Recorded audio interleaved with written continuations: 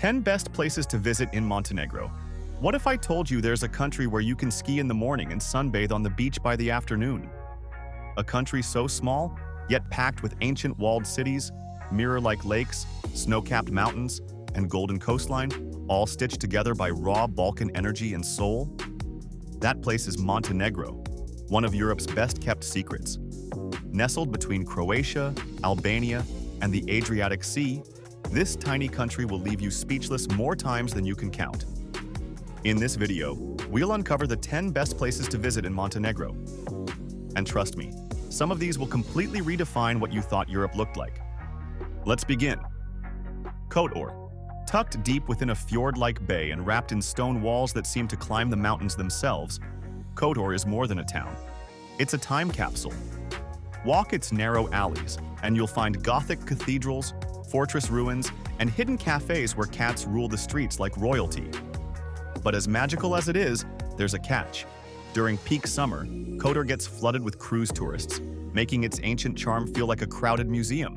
Still, if you visit early in the morning or at dusk, the town transforms into something spellbinding. Climb the fortress steps, and you'll earn one of the most breathtaking views in all of Europe.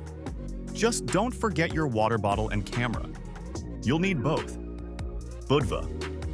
If Kotor is history, Budva is heartbeat. With a beautiful walled old town that opens into one of the liveliest beach scenes in the Balkans, Budva is where past and present collide with style. You can spend the day walking along stone-paved lanes, discovering Roman mosaics and ancient churches, then dance until sunrise at a beach club blasting house music. However, Budva's explosion in popularity has brought overdevelopment and seasonal chaos, especially in July and August. But step just a few minutes out, and you'll find serene coastal walks and hidden coves where silence replaces sound. It's a city of contrasts, and you'll love both sides. Durmitor National Park. Imagine a land where black pine forests hug turquoise glacial lakes, where the peaks of the Dinaric Alps stretch towards the heavens, and where eagles soar above canyons deeper than the Grand Canyon itself. Welcome to Durmitor, Montenegro's wild crown jewel. The park offers everything from whitewater rafting in the Tara River Gorge to alpine hiking and snow sports in winter. But don't underestimate its beauty. The terrain can be harsh, and weather changes without warning. Come prepared, respect the land, and you'll experience a silence so pure it feels holy. It's not just a park, it's a pilgrimage for your adventurous soul. Perast. A town with just one main street and a population small enough to fit in a city bus. Perast is proof that size means nothing when you're soaked in charm. Sitting quietly on the edge of the Bay of Kotor, this Baroque village is like a painting that accidentally came to life. Its 16 churches and Venetian palaces stand proudly facing the bay, while the iconic island churches of Our Lady of the Rocks and St. George float just offshore like ghostly sanctuaries. It's not a place for action. It's a place to stop, sip espresso, and let time slow down. And sometimes that's exactly what travel should be. Sveti Stefan. You've seen it, even if you don't realize it. A tiny fortified island with terracotta rooftops connected to the mainland by a narrow sandy causeway. This is Sveti Stefan, the most iconic image of Montenegro. What was once a humble fishing village has become a luxurious private resort that hosted the likes of Sofia Loren and Novak Djokovic. The catch? Unless you're a guest of the 5-star hotel, access to the island is restricted. But don't worry, the view is the real star. The beaches nearby offer perfect backdrops for photos and lazy afternoons. It's opulence with a dash of mystique, and a reminder that sometimes beauty is best admired from a distance. Cetinje. This is not your typical tourist town. No beaches, no massive resorts. But what Cetinje lacks in shine, it makes up for in soul. Once the royal capital of Montenegro, this highland town is the cradle of the country's identity. Every corner whispers of politics, poetry, and revolution, from the crumbling embassies of 19th century Europe to the iconic Cetinje Monastery. Some call it faded, others call it authentic. It's not built for selfies, it's built for seekers. For travelers who want to understand Montenegro beyond the views, this is where the heartbeat of the nation begins. Just give it time. It'll speak to you. Lake Skadar. This is not just a lake. It's an entire ecosystem wrapped in legend and mist. Lake Skadar, the largest in the Balkans, stretches across the border with Albania and is home to hundreds of bird species, remote monasteries, and floating villages that feel lost in time. But it's not polished. The infrastructure is simple, the beauty wild. And that's the charm.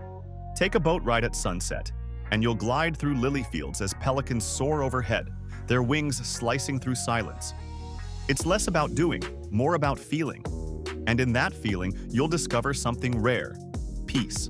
Ulcinj. Down near the Albanian border lies a town unlike anywhere else in Montenegro, Ulcinj.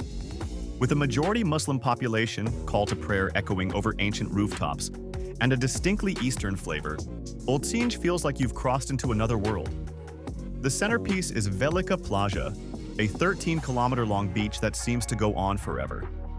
It's perfect for kite surfing, sunbathing, or simply getting lost in thought. The town itself is gritty, authentic, and proudly diverse.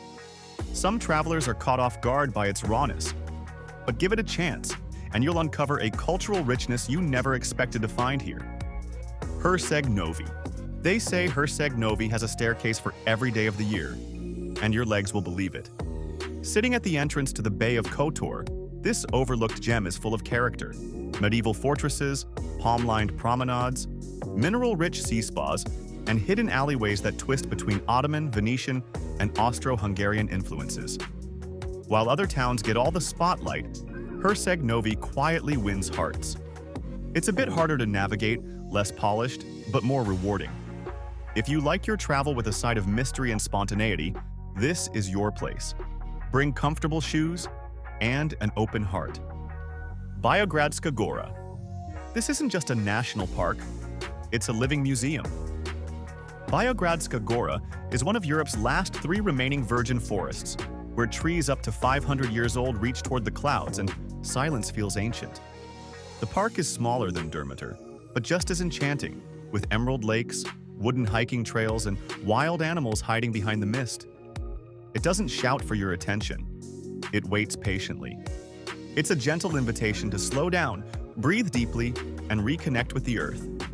There's no Wi-Fi signal here, and you won't miss it for a second.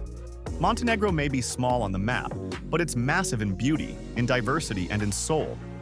From coastal glamour to mountain wilderness, from medieval towns to ancient forests, every corner of this country tells a different story.